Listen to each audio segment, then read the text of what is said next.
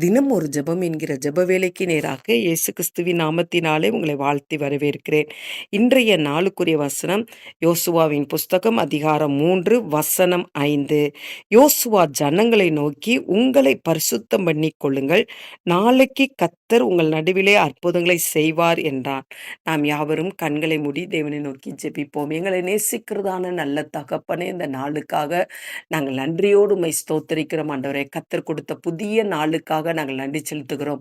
புதிய கிருபையோடு கர்த்தர் இந்த கால வேளையில எங்கள் மத்தியிலே நீங்க இறங்கி வந்திருக்கிறீங்கப்பா. அதற்காய் ஸ்தோத்திரம். உம்மை துதிக்கிறோம் ஆண்டவரே. இந்த நாள்ல என்னோடு கூட சேர்ந்து ஜெபிக்கிற ஒவ்வொரு பிள்ளைகளும் ஆண்டவரே, தங்களுடைய வாழ்க்கையை பரிசுத்தமாக்கிக் கொள்கிற கிருபையை தாங்க. பரிசுத்த அலங்காரத்துடனே கர்த்தரை தொழுது கொள்கிற கிருபையை தாங்க. இருதயத்திலே சுத்தமுள்ளவர்களாய் காணப்படுகிற கிருபையை தாங்க ஆண்டவரே.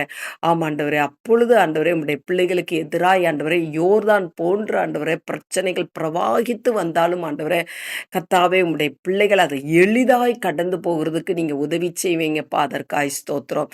இந்த நாளில் உம்முடைய பிள்ளைகளுக்கு கர்த்தர் அனுக்கிரகம் பண்ணும்படியாய் நாங்கள் பாரத்தோடு நாங்கள் ஜெபிக்கிறோம் ஆண்டவரே.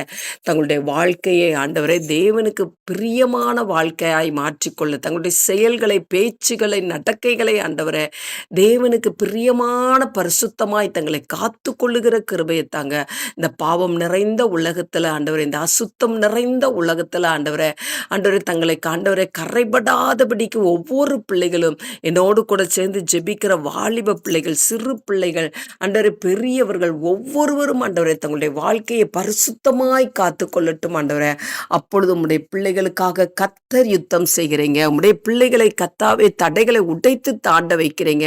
உம்முடைய பிள்ளைகளுடைய பலவீனங்களை கர்த்தர் மாற்றி கொடுக்கிறீங்க. உமக்கு ஸ்தோத்திரம் ஆண்டவரே. பலனாய் மாற்றுகிறீங்க. உமக்கு ஸ்தோத்திரம்.